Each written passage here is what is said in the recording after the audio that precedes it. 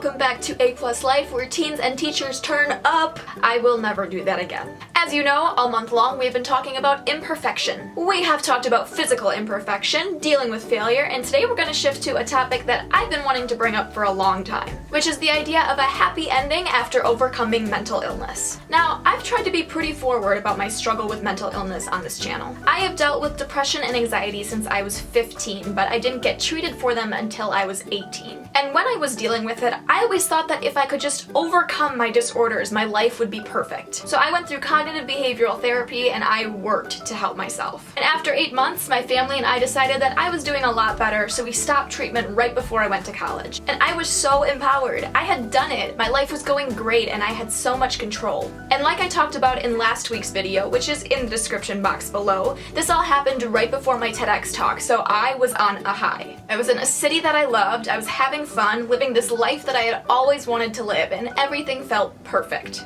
But like a lot of college students, it wasn't long before I hit the U-curve. And the U-curve is a principle of intercultural communication, and it basically works like this. When somebody moves to a new environment, they start off on a high because everything's exciting and new. But then things start to go downhill when things don't go the way we planned. And you can eventually get out of this hole, but this whole little U here, that's what we're talking about with the U-curve. So when I hit the U-curve, I really started stressing out because I thought I was doing something wrong. I thought that I was messing up because I wasn't happy in this perfect environment that I had been waiting for so long. So I started having ruminating thoughts, and after a few of my big projects failed, it escalated into panic attacks. I hit the U-curve hard to the point where I had to go back to counseling, and I was so devastated and disappointed in myself because I had had this perfect life and now it was just gone because of problems that I thought had been solved months before. So not only was I upset about the failures that I had experienced with projects and business stuff, but I was also embarrassed by the fact that I had failed to overcome my disorders. And that embarrassment added a whole other layer to what I was going through. I couldn't accept that it wasn't a happy ending and I hadn't conquered everything like I thought. I had just given a TED talk about overcoming mental illness, and here I was still stuck in it. But as I was going through therapy, I started learning a little bit more about myself and I started to feel better. And I went back to school in the spring, and even though it was a hard semester, I still came out okay. And since then, I have had amazing highs and deep lows. And I've even returned to therapy at times, but I've learned to stop being angry about that. Because I've realized that the more I view depression as the barrier between me and my happy ending, the more depressed I become. Because whether I like it or not, mental illness will always be a part of me. And every time I relapse, I sink deeper and deeper because I feel like I'll never get to that happy ending.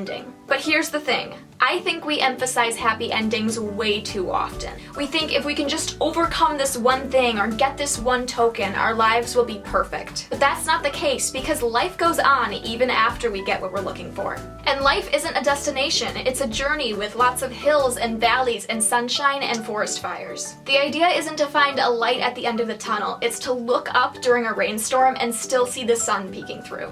And what I mean by all of that philosophical nonsense is that for people with mental illness, our disorders are not a one-time thing. They're a part of our lives, and so they also have hills and valleys and sunshine and forest fires. So it's not a question of how can we learn to fix our disorders or overcome them, it's how can we learn to manage them. And since we place this emphasis on happy endings, people who relapse after a period of calm can feel like a total failure.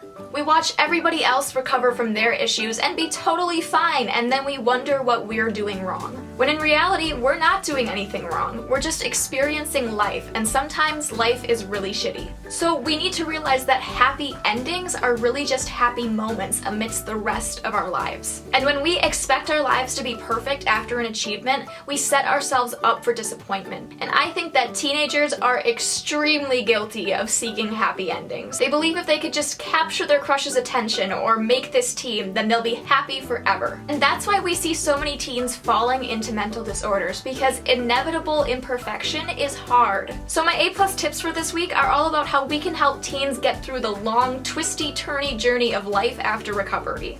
The first tip is for adults, and it's to know that mental illness is rarely ever finished. Some people can go through therapy one time and be fine. But for a lot of people, a disorder can't be totally fixed, but it can be managed. So when we educate teens about mental health, we need to tell them not to look at it as an obstacle, but a process. It's not a one-time event. It can come and go and rise and fluctuate and still be normal. Everyone has a different journey, and some need more help than others. And as adults, it's our job to be there for teens during those journeys. The next tip is for teenagers, and it's to be patient. The hardest thing about mental illness is not knowing when you're gonna feel good again, or if you ever will. And certain disorders like anxiety actually inhibit your ability to be patient. But I cannot stress this enough. You have to trust the process of life. When we're young and experiencing everything for the first time, it's so hard to know how it'll turn out because we don't have any past experience to go off of. So then we get impatient for the future because we want to know what happens. But we have to learn to take it one day at a time. We will have our entire lives to worry about the future, so instead of waiting for that happy ending, let's enjoy the process as it happens. If we can just breathe and pick our own battles and trust that it's gonna be okay, we will save ourselves so much stress and even have some fun along the way. Life can be fun? Oh my god, crazy, what? My last tip is for everyone, and it's to stop trying to fix people with mental disorders. Yes, we know it's a problem. Yes, we know it makes our lives harder. But we're not broken and we don't need fixing. You can't patch a brain with a band-aid, and it's not a happy ending when we're in a state of calm. We need continued support, understanding, and empathy through our entire lives. And that means we even need that support in our happy times to make them last as long as possible. Because perfect lives don't exist, so when we have these happy memories, we need to keep them for the next time we hit the bottom of the U-curve. And on top of that, know that life isn't just one U-curve, it's a whole slew of squiggly, crazy shapes. But as long as we can hold on, the ride will keep moving. That's all we have time for this week, but join us next week for a surprise. It's a surprise because I have no clue what I'm doing yet, but I'm gonna trust that it will work out. Oh my god, you just applied the concepts from the video to actual life problems. Ha, you're so great, what a genius.